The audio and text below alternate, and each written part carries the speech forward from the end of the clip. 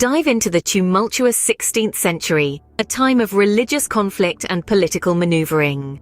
This era was marked by a fierce battle for the soul of Europe, as Catholic and Protestant factions vied for supremacy. The stakes were high, and the battlefield was not only in the churches, but also in the corridors of power. Queen Elizabeth I of England, a Protestant, was a key player in this drama, alongside her Catholic adversary, King Philip II of Spain. Amid this religious tug-of-war, the struggle for power was not limited to these two giants.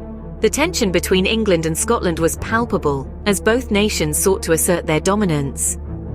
The 16th century was a chessboard of kings and queens, bishops and knights, each making their move in pursuit of power and religious victory. In these turbulent times, a figure of great interest and controversy was born, Mary, Queen of Scots. Born in December 1542, Mary Stuart's life was marked by intrigue and drama from the start. This Scottish queen's tale begins in the heart of the turbulent 16th century.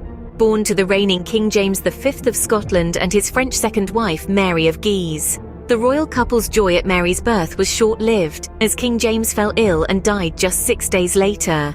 This cast a shadow over the newborn's cradle, placing a heavy crown on her tiny head. Overnight, Mary became Queen of Scots while still swaddled in her crib, a title heavy with responsibility and fraught with danger. Her mother, Mary of Guise, became the regent, ruling in her infant daughter's stead. But the political climate of Scotland was volatile, and the young queen's safety was a concern. It was decided that she would be better off in France, her mother's homeland, where she could be raised away from the constant threat of Scottish factionalism. At the tender age of 5, Mary set sail for France. This journey was a significant one, a move that would greatly shape the young queen's life. In the French court, Mary was exposed to the sophistication and elegance of French culture. She received a top-tier education, learning to speak fluent French, Latin, Greek, Spanish and Italian. This was a stark contrast to her homeland's rugged beauty and harsh political landscape. Living in the royal court, Mary was groomed to become not just a queen, but a French queen. She was betrothed to Francis, the Dauphin of France, and the two grew up together, their lives entwined from a young age. Little did they know, their fates were tied to a future fraught with turmoil and tragedy. Mary's early years were far from ordinary, a childhood marked by royal duties, political intrigue, and an education fit for a queen. But it was these early experiences, particularly her time in France, that would leave an indelible mark on Mary. Mary's early years in France would shape her personality and her destiny in ways no one could have predicted. At the tender age of 16, Mary was already a queen and a wife. A young girl thrust into the world of royal politics, she found herself wedded to the Dauphin of France, who would soon become King Francis II. The marriage was a strategic alliance, a common practice among the royal families of Europe, and it catapulted Mary into the complex and often dangerous world of French court politics. But this chapter of her life was short-lived. King Francis II's reign was brief, and his untimely death left Mary a widow at the tender age of 18. The young queen, bereft and alone in a foreign land, was faced with a difficult decision.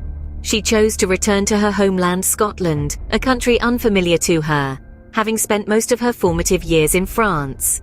Back in Scotland, Mary found herself navigating the intricate web of Scottish politics. She wed again, this time to her cousin Lord Darnley, a marriage marred by scandal and controversy.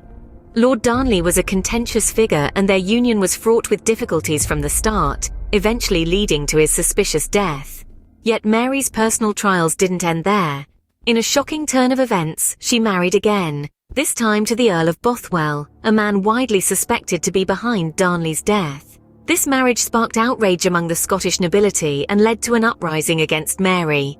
Life, it seemed, was never simple for Mary, Queen of Scots. Her reign was marked by political intrigue, personal tragedy, and a series of ill-fated marriages. Each of her husbands brought their own set of challenges, adding layers of complexity to her already tumultuous reign. Mary's personal life seemed as tumultuous as the times she lived in, but the real trials were yet to come. In the chapters that followed, Mary would face even greater adversity as she navigated the treacherous waters of 16th century European politics. But that, dear listeners, is a story for another time. Mary's reign was marked by constant challenges and threats, both from within Scotland and from across the border in England. One of the most notorious episodes of her rule was the murder of her second husband, Lord Darnley. Darnley's demise in February of 1567 remains shrouded in mystery. His residence was rocked by a violent explosion, and his lifeless body was found in the garden, untouched by the blast. Suspicion fell heavily on Mary, fueled by rumours of her close relationship with James Hepburn, the Earl of Bothwell. These rumours intensified when just a few months later, Mary married Bothwell, further tarnishing her reputation. The Scottish nobility was outraged. They rose in rebellion, leading to Mary's capture and imprisonment in Loch Leven Castle. Here, under duress, she was forced to abdicate in favour of her one-year-old son James, marking the end of her tumultuous reign. But Mary's story didn't end there. She managed to escape from Loch Leven, and with a small band of loyal supporters, attempted to reclaim her throne. Her efforts, however, were in vain. Defeated at the Battle of Langside in May 1568, Mary had no choice but to flee north, seeking refuge in England. Yet what she hoped would be a sanctuary turned into a prison. Queen Elizabeth I, wary of Mary's claim to the English throne and the threat she posed, had her confined. Mary spent the next 19 years in captivity, the once regal queen reduced to a pawn in the political machinations of the English court. Mary's downfall was swift and tragic, but her story was far from over. Her life and reign were a complex weave of power, passion, and tragedy, a tapestry that continues to captivate us centuries after her death. After 18 years of captivity, Mary, Queen of Scots, faced her final challenge. Trapped in the gilded cage of her cousin Queen Elizabeth's court, Mary found herself implicated in a dangerous game of power and treason. It was the infamous Babington Plot of 1586, a conspiracy to assassinate Elizabeth and place Mary on the English throne, that sealed her fate. Unbeknownst to Mary, her correspondence with the conspirators was intercepted and used as evidence against her. And so the stage was set for one of the most dramatic trials in history. Mary, a queen in her own right, stood accused of treason. Despite her vehement denial of the charges and her spirited defense, she was found guilty. The verdict was as shocking as it was inevitable. Mary, Queen of Scots, was to be executed. On a cold February morning in 1587, Mary walked to the scaffold with the dignity and grace of a queen. Her last words, spoken with a calm resolve, echoed the strength that had carried her through a life of turmoil and strife. In manus tuas, Domine, commendo spiritum meum. Into thy hands, O Lord, I commend my spirit. Mary's death marked the end of an era, but her story did not end there. She became a symbol, a martyr for her faith, and a beacon for those who believed in her cause. Her life, a labyrinth of political intrigue, personal tragedy, and unyielding resilience, has captivated historians and storytellers alike.